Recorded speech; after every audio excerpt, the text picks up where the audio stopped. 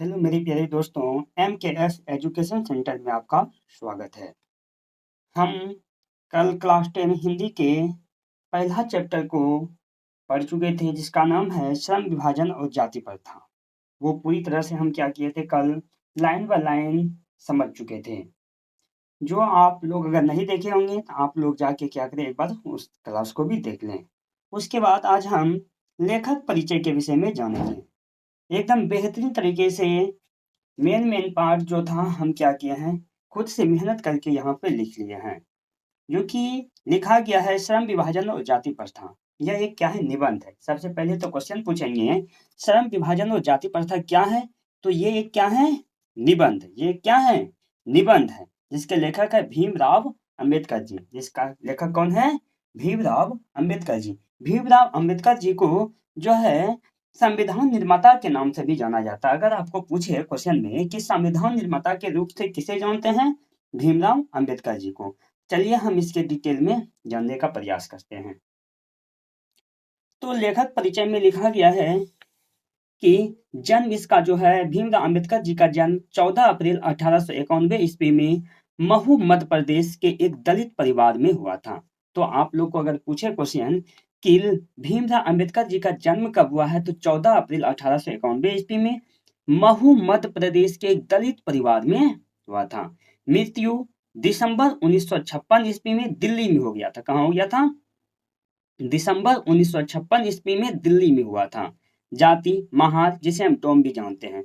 जाति क्या थी, महार थे, जिसे हम डोम के नाम से जानते थे। माता का नाम क्या है, भीमाबाई। माता का नाम क्या है, भीमाबाई। पिता का नाम क्या है, रामजी सकपाल। पिता का नाम क्या है, रामजी सकपाल। विवाह इसका 1906 में हो गया था। किसके साथ, रमाबाई के साथ। इसकी पत्नी का नाम क्या है, रमाबाई। मतलब भीमराव अंबेडकर के पत्नी का नाम क्या है, रामाबाई के साथ इसका विवाह हो गया था। मैट्रिक ये 1907 में पास किए थे। मैट्रिक ये कब पास किए थे, 1907 में पास किए थे। तो शिक्षा, इसका प्रारंभिक शिक्षा के बाद उच्चतर शिक्षा के लिए न्यूयॉर्क अमेरिका चले गए। कहाँ चले गए थे, मतलब प्रारंभिक शिक्षा तो अपने गांव के आसपास भी ही हुआ है। उसके बाद ये उच्च शिक्षा प्राप्त करने के लिए न्यूयॉर्क अमेरिका चले गए। फिर वहां से लंदन इंग्लैंड चले गए। कहाँ चले गए, वहां से लंदन इंग्लैंड चले गए। इसके जीवन में 3 व्यक्ति जो थे उसके प्रेरक थे, जिसका नाम है बुद्ध, कबीर और ज्योतिबा फुले। इसके जो भीमराव अंबेडकर जी जिसको मानते थे, तो 3 व्यक्ति थे इसके जीवन में, बुद्ध, कबीर और ज्योतिबा फुले। ये 3 याद रखिएगा। इसके प्रसिद्ध रचना जो है काफी इंपॉर्टेंट है, आप इसे देखें। प्रसिद्ध रचना में है जेनेसिस एंड डेवलपमेंट। क्या है, genesis and development.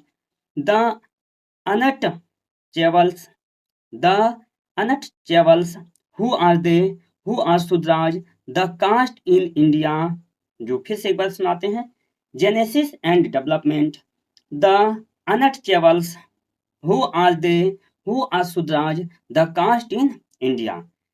Bhimrao Ambedkar द्वारा दिया गया विख्यात भाषण, ये जो हम पढ़ते हैं श्रम विभाजन और जाति प्रथा, ये एक भाषण का ही रूप है। एनिहिलेशन ऑफ कास्ट, उस भाषण को हम किस नाम से जानते थे, एनिहिलेशन ऑफ कास्ट से लिया गया है। ये पुस्तक जो है, जो पाठ पढ़ रहे हैं श्रम विभाजन और जाति प्रथा, कहाँ से लिया गया है, कौन से भाषण से, एनिहिलेशन ऑफ कास्ट से लिया गया है, जिसका हिंदी में अर्थ होता है जाति भेदभाव का उच्छेद। मतलब जाति का भेदभाव नहीं करना चाहिए। फिर लिखा है, और हिंदी में मतलब ये एनिहिलेशन ऑफ कास्ट का हिंदी में अनुवाद किया है ललई सिंह यादव ने। किसने, ललई सिंह यादव ने। अगर पूछे कि एनिहिलेशन ऑफ कास्ट,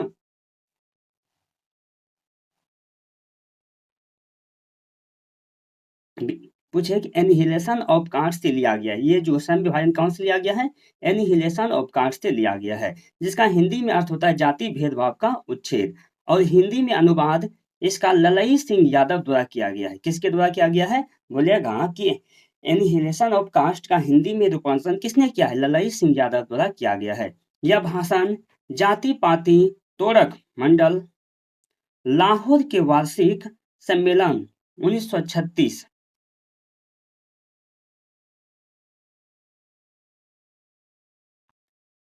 यह भाषण जाति पाति तोड़क मंडल लाहौर के वार्षिक सम्मेलन 1936 के अध्यक्षीय भाषण के रूप में तैयार किया गया था। यह भाषण लाहौर में दिया गया था 1936 में। ठीक है, फिर उन्होंने स्वदेश में अपने देश में भी कुछ दिन वकालत भी किया है।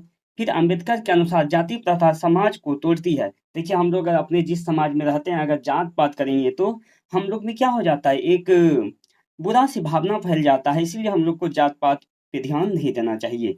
यह कैसा रूढ़ी पूर्वाग्रह है जो समाज और लोकतंत्र को भी नष्ट कर देता है। अगर ऐसे चलते रहा तो हमारा जैसे लोकतंत्र का ये देश है, ये क्या हो जाएगा, एक ना एक दिन खत्म हो जाएगा। तो हम लोग को क्या करना चाहिए, हम लोग को जात पात को छोड़कर आगे की ओर बढ़ना चाहिए, तभी हमारा देश क्या करेंगे, विकास करेंगे। थैंक यू दोस्तों, आप मेरे चैनल से जुड़े और आप मेरे चैनल को सब्सक्राइब करें और अपने दोस्तों को भी उससे जोड़ने का क्या करें, प्रयास करें। Thank you.